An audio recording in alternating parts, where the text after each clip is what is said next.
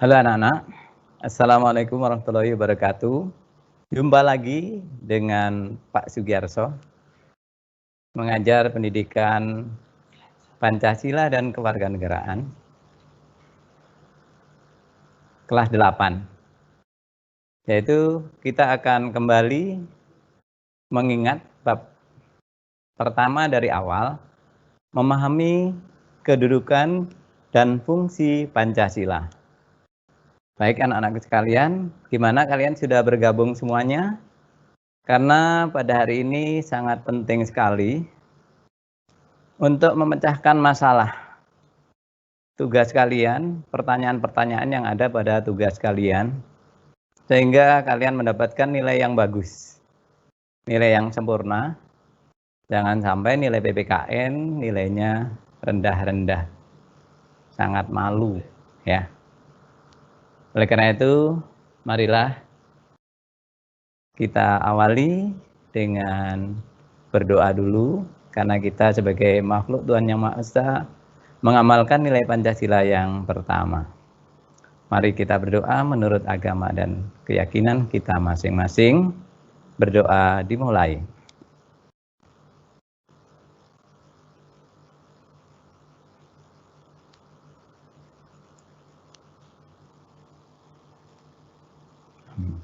Selesai? Baik, marilah kita ke bagian yang pertama. Mudah-mudahan ini bisa menyelesaikan segala persoalan dari kalian. Ada 10 pertanyaan yang sudah Bapak sampaikan sebelumnya, mudah-mudahan bisa terjawab dengan penjelasan ini.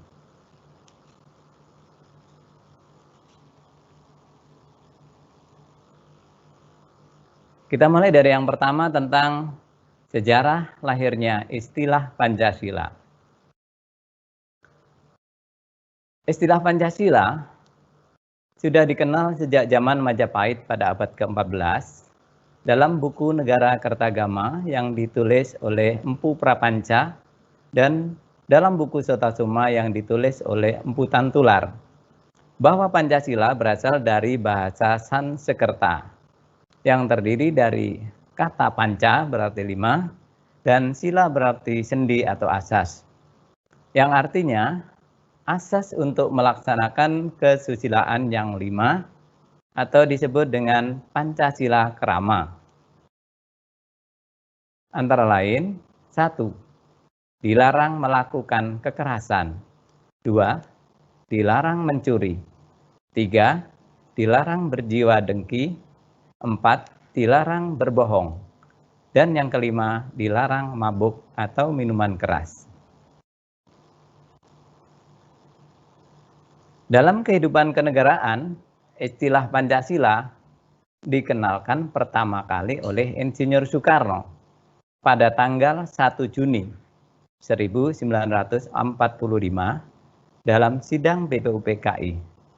Sehingga tanggal 1 Juni 1945 dikatakan sebagai hari lahir Pancasila. Namun, bukan berarti Pancasila yang benar, Pancasila yang diusulkan pada tanggal 1 Juni.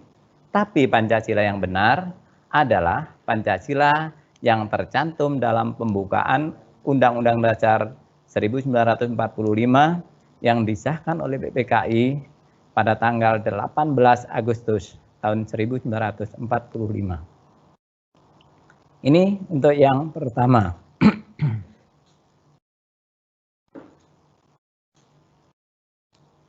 Selanjutnya yang kedua, fungsi dan peranan Pancasila sebagai jiwa dan kepribadian bangsa.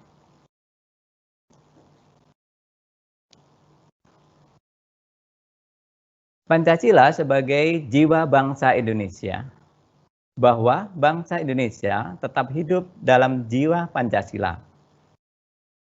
Karena Pancasila digali dari sosio budaya bangsa Indonesia sejak zaman dahulu, maka jiwa Pancasila itu ada bersama lahirnya bangsa Indonesia, di mana bangsa Indonesia sudah ada sejak zaman dulu, yaitu pada zaman Kerajaan Sriwijaya, dan Kerajaan Majapahit.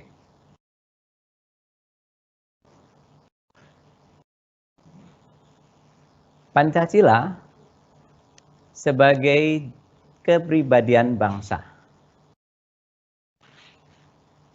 Artinya bahwa Pancasila sebagai pribadi bangsa Indonesia yang memiliki fungsi yaitu memberikan ciri khas, corak khas bangsa Indonesia yang membedakan bangsa Indonesia dengan bangsa lain. Jadi kita berbeda antara bangsa Indonesia yang berdasarkan Pancasila dengan bangsa lain yang tidak berdasar Pancasila. Ini yang membedakan. Yang ketiga, fungsi dan peranan Pancasila sebagai sumber dari segala sumber hukum dan perjanjian luhur. Sebagai sumber hukum yang mengatur segala hukum yang berlaku di Indonesia. Artinya semua hukum harus tunduk dan bersumber, tidak boleh bertentangan dengan Pancasila. Karena Pancasila sebagai nilai dasar dan hukum sebagai nilai instrumental. Fungsi dan peranan Pancasila sebagai perjanjian luhur.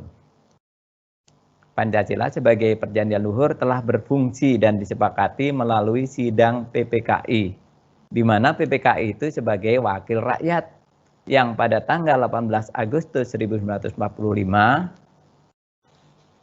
telah berjanji bahwa Pancasila adalah sebagai dasar negara, sebagai pandangan hidup bangsa. Sehingga Pancasila itu merupakan hasil perjanjian bersama rakyat Indonesia.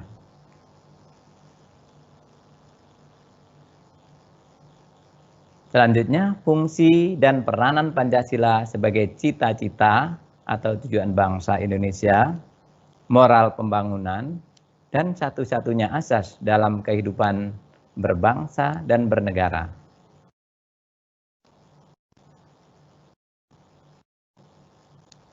Fungsi dan peranan Pancasila sebagai cita-cita bangsa, yaitu berfungsi untuk menciptakan masyarakat adil dan makmur, seperti yang dicantumkan dalam sila yang kelima, keadilan sosial bagi seluruh rakyat Indonesia. Fungsi dan peranan Pancasila sebagai moral pembangunan, berarti Pancasila dijadikan kerangka, acuan, atau tolok ukur, arah dan tujuan pembangunan.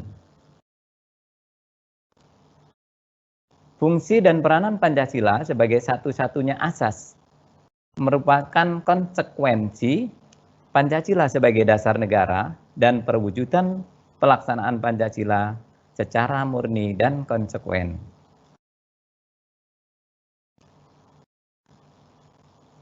Berikutnya adalah makna Pancasila sebagai dasar negara dan pandangan hidup bangsa Indonesia.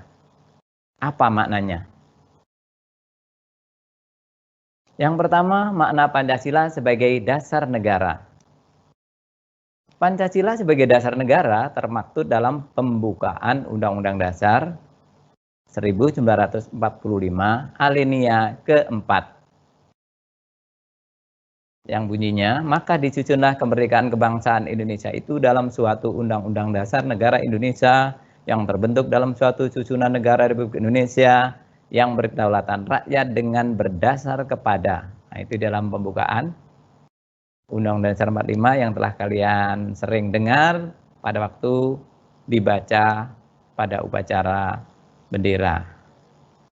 Dengan berdasar kepada ketuhanan yang Maha Esa, kemanusiaan yang adil dan beradab, persatuan Indonesia dan kerakyatan yang dipimpin oleh hikmat kebijaksanaan dalam permusyawaratan perwakilan, serta dengan mewujudkan suatu keadilan sosial bagi seluruh rakyat Indonesia. Itulah Pancasila yang benar. Jadi, Pancasila sebagai dasar negara termaktub dalam pembukaan Undang-Undang Dasar 45 alinea keempat sebagai dasar falsafah negara dan ideologi negara, pokok kaidah negara yang fundamental, mempunyai kedudukan yang tetap, kuat, dan tidak berubah. Ibarat sebuah bangunan itu sebagai dasar atau pondasinya yang kokoh dan kuat bagi rumah tempat bernaung para penghuninya, yaitu pemerintah dan rakyat Indonesia.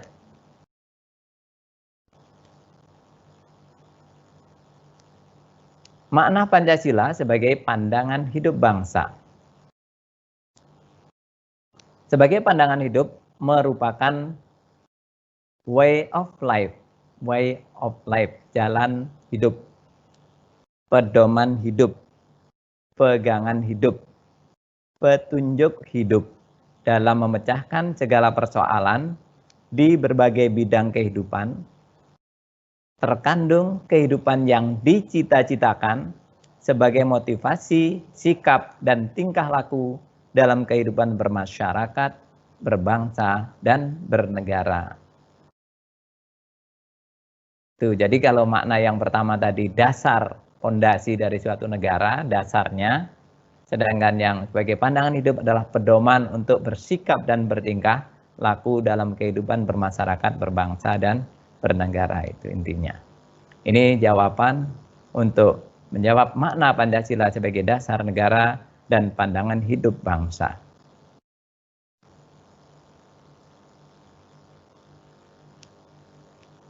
Jelaskan Pancasila sebagai ideologi negara.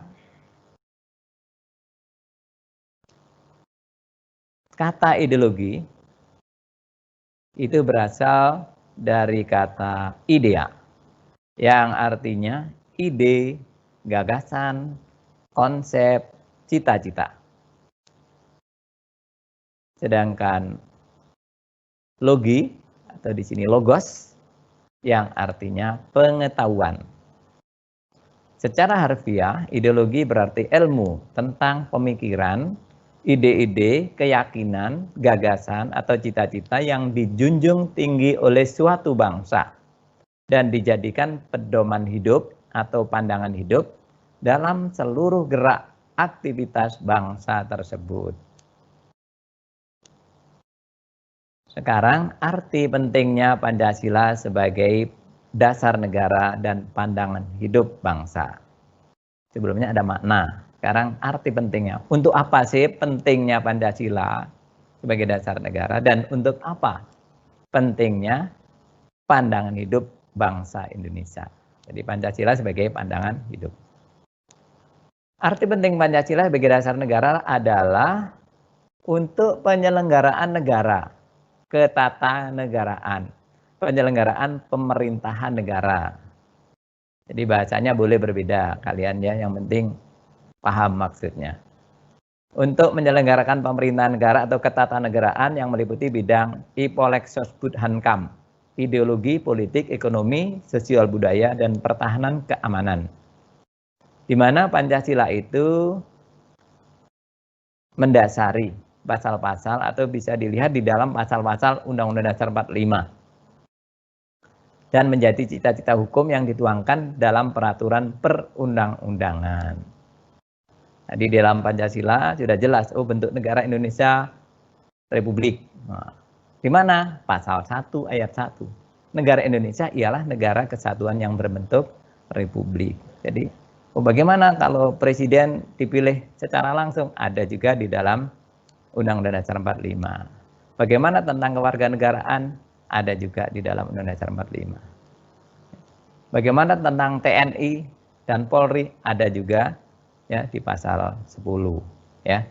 Dan pertahanan keamanannya ada di pasal 30. Kemudian dalam perundang-undangan itu ada dari Undang-Undang Dasar sebagai sumber hukumnya.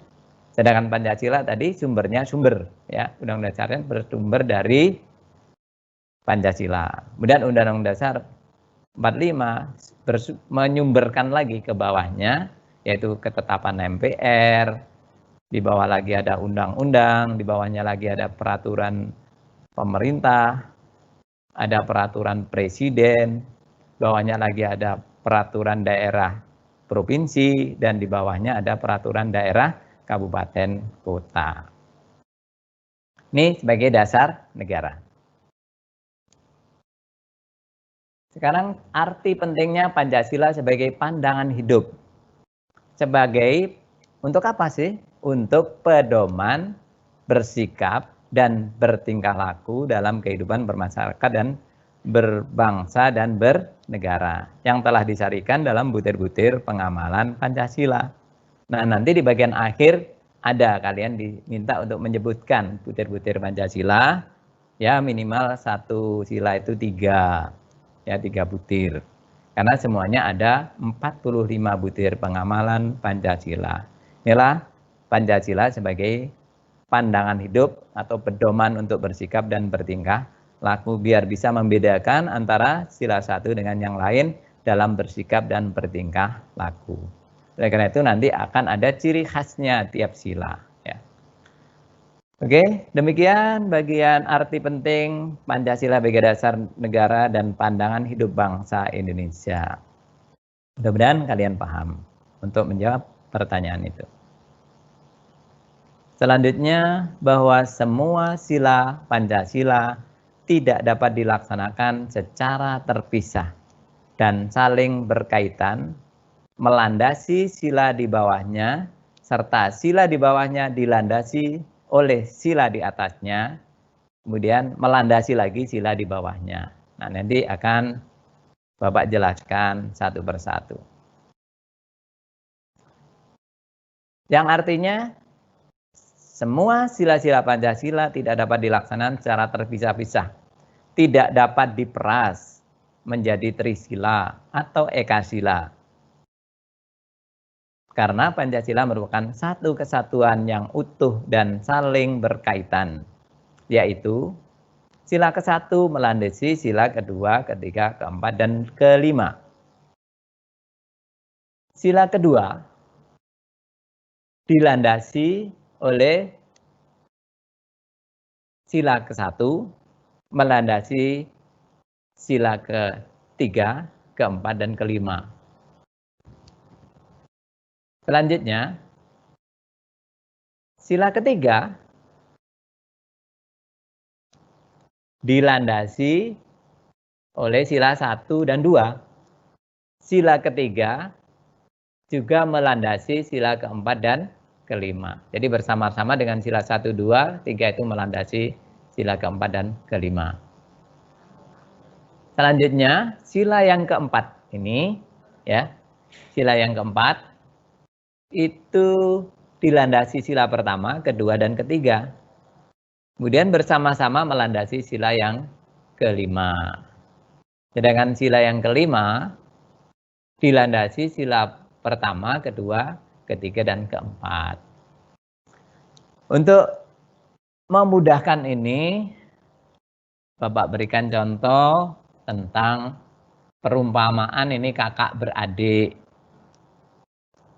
Yang pertama, kakak yang pertama melindungi adiknya yang kedua, ketiga, keempat, dan kelima. Kakak yang kedua ini dilindungi oleh kakak yang pertama. Bersama-sama melindungi ketiga adiknya, yaitu ketiga, empat, dan lima. Kemudian ini ada kakaknya yang ketiga, ini dilindungi oleh yang pertama dan kedua, bersama-sama melindungi keempat dan kelima. Sedangkan yang keempat ini dilindungi oleh 1, 2, 3, bersama-sama melindungi yang kelima. Yang kelima ini dilindungi oleh keempat kakaknya ini, 1, 2, 3, dan 4. Inilah karena itu Pancasila tidak bisa dibolak-balik. Sila pertama ketuhanan yang Maha Esa ya pertama. Kedua, ya kedua kemanusiaan yang adil dan beradab. Tidak bisa dijadikan sila ketiga. Sila ketiga tetap sila ketiga persatuan Indonesia. Sila keempat tetap kerakyatan yang dipimpin oleh hikmat kebijaksanaan dalam permusyawaratan perwakilan. Dan sila yang kelima, keadilan sosial bagi seluruh rakyat Indonesia. Ini bagaimana mudah-mudahan kalian paham bahwa sila pertama melandasi kedua, ketiga, keempat, kelima.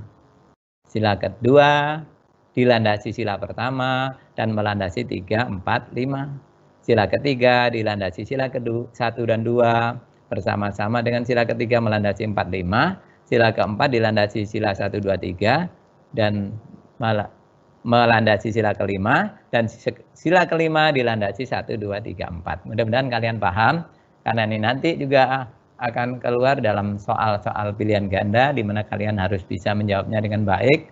Mudah-mudahan nilai kalian menjadi sempurna, yaitu 100.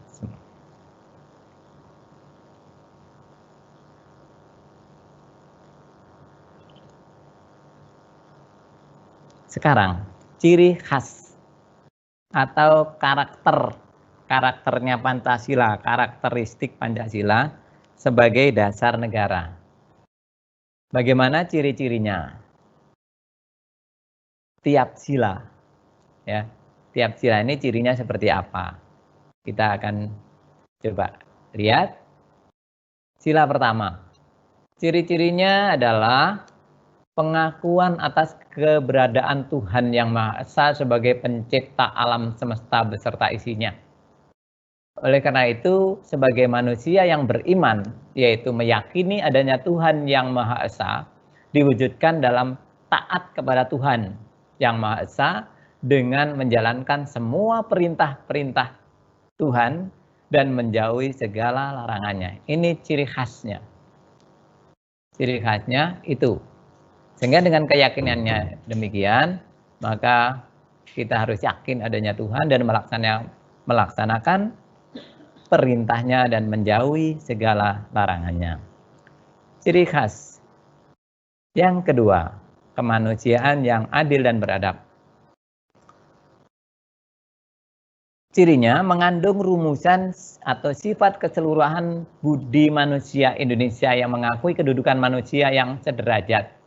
Jadi tidak boleh semena-mena dengan orang lain, manusia lain. Jadi kedudukannya sama, sederajat, mempunyai hak dan kewajiban yang sama sebagai warga negara dan dijamin oleh negara. Ini pentingnya kemanusiaan yang adil dan beradab. Ya, ini yang mendasari hukum-hukum yang ada di Indonesia. Makanya ada berani membela kebenaran dan keadilan. Itu pengamalan sila yang kedua. Tapi kalau bersikap adil, itu adalah sila yang kelima. Nanti akan kita bedakan pada butir-butir pengamalan Pancasila. Yang penting kita tahu karakteristik dari sila-sila Pancasila itu sendiri. Sekarang kita lihat karakteristik dari sila yang ketiga. Persatuan Indonesia adalah merupakan perwujudan dari paham kebangsaan Indonesia yang mengatasi paham perseorangan, golongan, suku bangsa, dan mendahulukan persatuan dan kesatuan bangsa di atas kepentingan pribadi atau golongan tadi. Sehingga tidak terpecah belah oleh sebab apapun. Jadi tetap persatuan Indonesia ini ciri khasnya. Jadi kalau kita membela negara, berarti mengamalkan sila yang ketiga. Ya. Kita menghargai suku bangsa yang lain, berarti kita mengamalkan sila yang ketiga. Tidak menghina orang suku lain, kebudayaan lain, ya, itu juga sila yang ketiga. Selanjutnya, ciri khas sila yang keempat. Supaya kalian tahu bahwa sila keempat itu apa sih cirinya? Cirinya itu demokrasi. Hal-hal yang berhubungan dengan pemerintahan, demokrasi pemerintahan dari rakyat, oleh rakyat, untuk rakyat. Makanya demokrasi itu yang dilandasi oleh sila yang keempat Pancasila itu, ya adanya pemilu, adanya lembaga negara, presiden, MPR, DPR, DPD, DPRD, tingkat provinsi dan kabupaten, ya. Ada lembaga yang lain, Mahkamah Agung, ada BPK. Nah, semuanya itu adalah dilandasi oleh sila yang keempat. Dasarnya di situ. Nah, tadi sudah sampaikan sila keempat ini tetap dilandasi lagi sebelumnya oleh ketuhanan, kemanusiaan, persatuan, ya, dan mewujudkan nanti sila yang 5 yaitu keadilan sosial. Begitu hebatnya nilai-nilai Pancasila itu. Oke, untuk yang sila kelima yaitu keadilan sosial bagi seluruh rakyat Indonesia. Merupakan salah satu tujuan negara yang hendak mewujudkan tata masyarakat Indonesia yang adil dan makmur berdasarkan Pancasila. Ya. Keadilan sosial bagi seluruh rakyat Indonesia. Ini tujuan negara. Negaranya akan mewujudkan masyarakat yang adil dan makmur berdasarkan Pancasila. Inilah sila yang kelima. Oleh karena itu, sila kelima merupakan tujuan yang dilandasi oleh ketuhanan yang Maha Esa, kemanusiaan yang adil dan beradab, persatuan Indonesia dan kerakyatan yang dipimpin oleh hikmat kebijaksanaan dalam permusyawaratan perwakilan.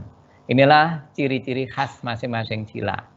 Mudah-mudahan kalian nanti bisa memahami, mengerti. Oh, ini saya mengamalkan sila keberapa gitu. Nah, dengan tahu ciri khasnya, nanti kita akan tahu selanjutnya yaitu ke butir-butir pengamalan Pancasila. Namun sebelum itu, apa yang harus kita lakukan terhadap Pancasila yang begitu hebat, begitu yang ada di Indonesia, yang diambil dari budaya bangsa Indonesia, kebiasaan bangsa Indonesia sejak zaman dulu. Memang digali memang dari kebiasaannya bangsa Indonesia sejak dulu. Kebaikan-kebaikan bangsa Indonesia supaya bangsa Indonesia tetap bersatu, ya, yang bisa menghargai semua umat manusia. Itu ada di Pancasila ini. Karena itu ketika ada namanya haluan ideologi Pancasila yang di dalamnya dirubah-rubah jadi Pancasila bisa diperas jadi 3, kemudian diperas lagi jadi Ekasila, itu makanya ditentang, banyak yang protes karena itu akan memecah belah bangsa Indonesia dan akan menjadikan Pancasila jadi salah, mundur kembali kita ke Pancasila yang masih dalam perumusannya. Oleh karena itu diprotes. Pancasila sudah benar, tidak bisa dirubah-rubah lagi seperti yang di dalam pembukaan UUD 45 alinea yang keempat.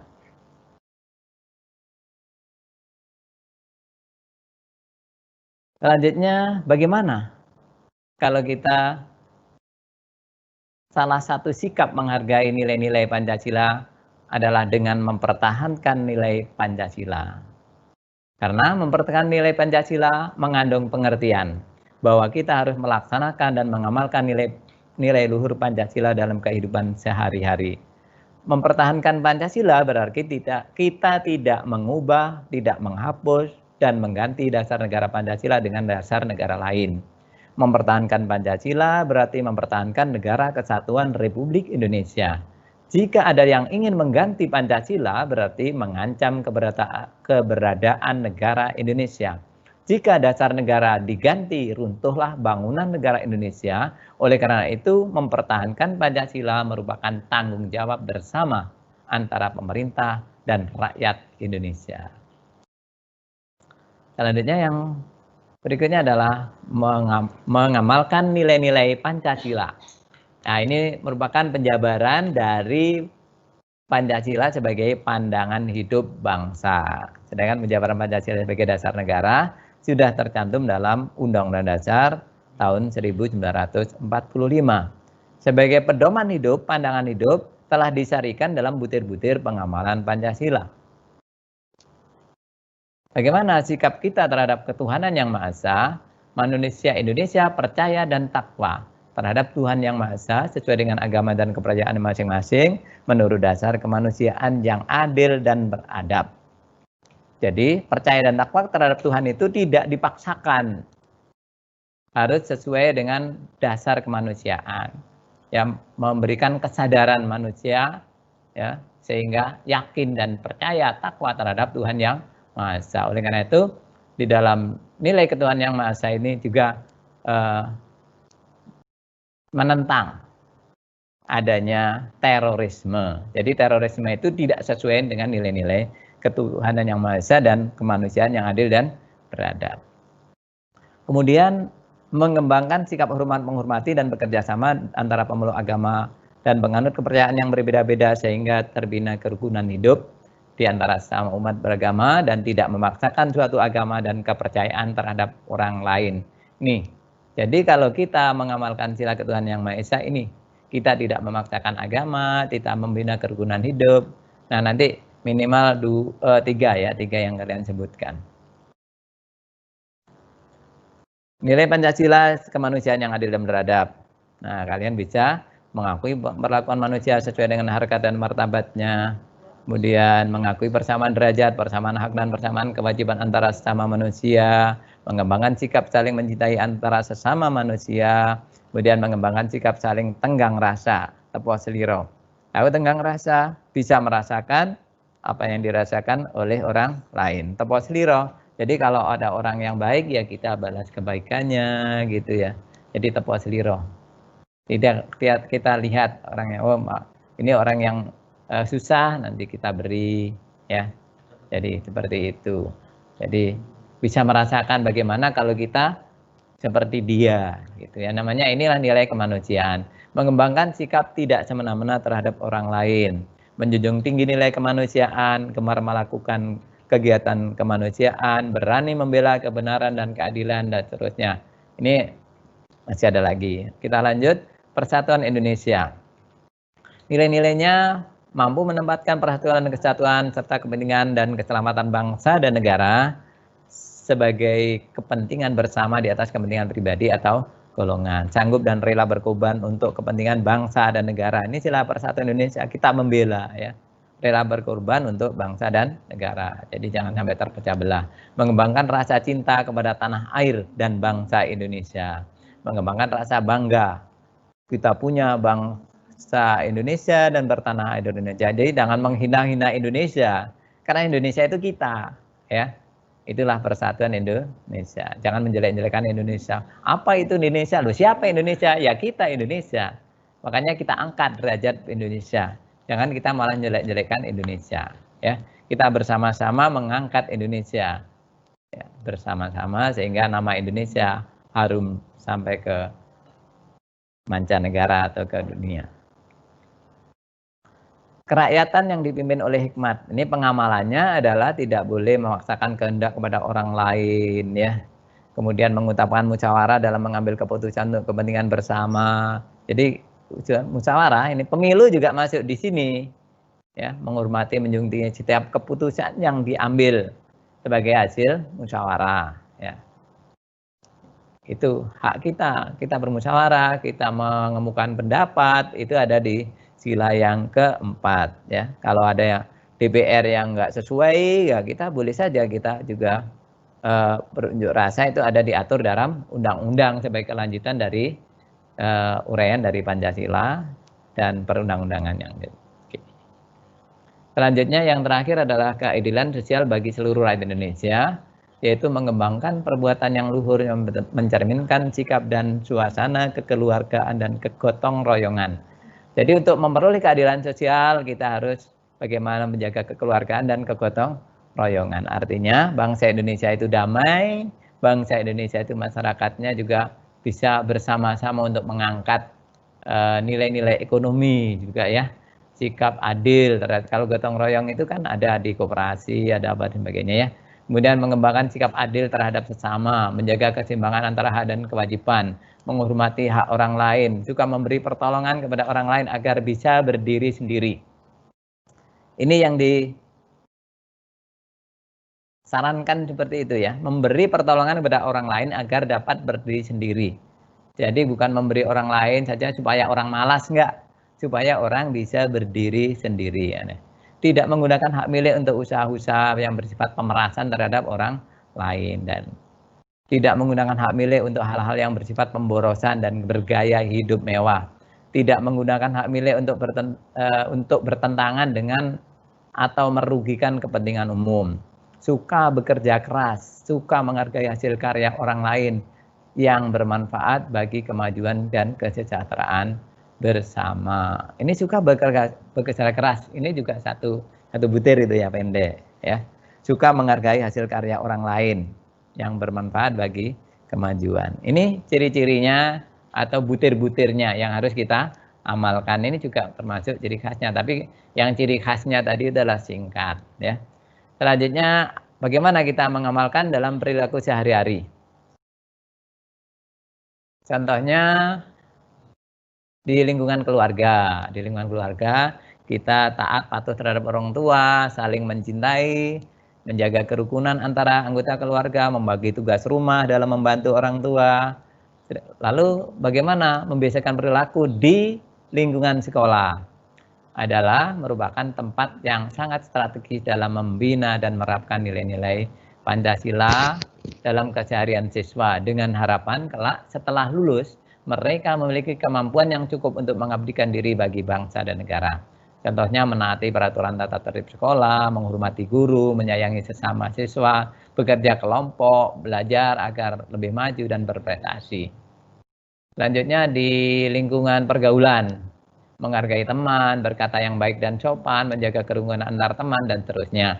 Sedangkan membiasakan perilaku Pancasila dalam lingkungan masyarakat, ya ini sangat penting sekali, karena perilaku di masyarakat sesuai dengan nilai Pancasila, karena masyarakat itu merupakan unsur penting dari sebuah negara yang berperan dalam melestarikan pandangan hidup suatu negara. Perilaku sesuai dengan nilai-nilai Pancasila dalam lingkungan masyarakat itu tidak mengganggu ibadah orang lain, tidak membuat keonaran atau keributan, menjaga keamanan lingkungan, membantu memberi pertolongan kepada yang membutuhkan, ya bencana, keluarga yang miskin, dan seterusnya. Nah ini adalah perilaku kita yang sesuai dengan nilai-nilai Pancasila. Insya Allah apabila kita mengamalkan nilai-nilai Pancasila mulai dari sila pertama sampai sila kelima, insya Allah kita juga akan menjadi orang-orang yang sangat baik ya, karena apalagi yang pertama yang paling utama adalah nilai ketuhanan yang Maha Esa kepada Tuhan yang Maha Esa, itu beribadah dan seterusnya. Karena semuanya bawahnya itu adalah bagian dari nilai-nilai ketuhanan yang Maha Esa. Baik, demikian yang bisa saya sampaikan ya. Karena tadi Bapak menunggu kalian nggak banyak yang hadir. Mudah-mudahan saat ini banyak yang hadir dan bisa memecahkan masalah dan menjawab soal-soal kalian yang sudah Bapak berikan sebelumnya. Mudah-mudahan nilainya bagus-bagus semua ya. Dan supaya nanti dikumpul sesuai dengan aturan-aturan yang ada. Mungkin sedikit ada pertanyaan, satu pertanyaan atau dua pertanyaan, silahkan ada. Baik, terima kasih. Bagaimana seorang WNI kalau tidak mematuhi?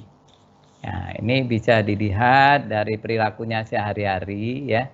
Kalau sudah terkena sampai merugikan masyarakat dan secara hukum, maka dia akan berurusan dengan pihak kepolisian. Tapi kalau yang ringan-ringan, ya itu kan bisa diingatkan, misalnya kita terhadap teman, kalau tetangga ya diingatkan oleh tetangga. Kalau sudah parah mengganggu kepentingan umum, maka itu urusannya dengan pihak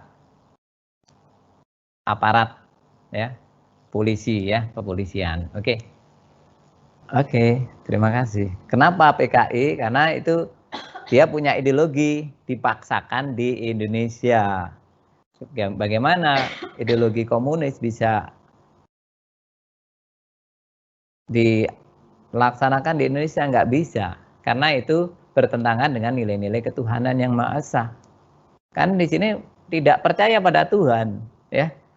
Nah, itu. Dan ajaran-ajarannya jelas semuanya bertentangan dengan nilai-nilai Pancasila. Sehingga mereka itu menginginkan memaksakan diri, tapi tidak berhasil karena bangsa Indonesia, berarti bangsa Indonesia betul-betul memegang teguh nilai-nilai Pancasila itu. Yaitu contohnya dulu pernah ada pemberontakan PKI Madiun, ada G30S PKI. Nah, itu merupakan pengalaman kita. Mau jadi ketawa ini anak-anak. Jadi pengalaman sejarah sudah menunjukkan bahwa Partai Komunis Indonesia itu bertentangan dengan nilai-nilai Pancasila, jelas bertentangan dengan Pancasila. Oleh karena itu tidak boleh hidup lagi ya. Oleh karena itu kalau ada bibit-bibitnya gitu ya. Jangan sampai ya, kita harus waspada, jangan sampai ada muncul kembali Partai Komunis Indonesia ya. Lanjut Bu, satu lagi. Udah. Oke, terima kasih sudah ikut berpartisipasi dalam pertanyaan kalian semuanya. Mudah-mudahan sukses semuanya, nilainya bagus-bagus dan sehat-sehat. Bagi mereka yang tidak ikut ya tolong diinformasikan supaya ikut dalam kegiatan ini ya guna semakin taatnya kepada negara ya dan bangsa kita ini serta masyarakatnya, sehingga kita menjadi orang-orang yang baik di mata Tuhan, di mata masyarakat, bangsa dan negara serta keluarga. Terima kasih atas perhatiannya. Mohon maaf ada kekurangannya. Mudah nilai-nilainya kalian bagus-bagus semua. Dan Bapak akhiri, wassalamualaikum warahmatullahi wabarakatuh.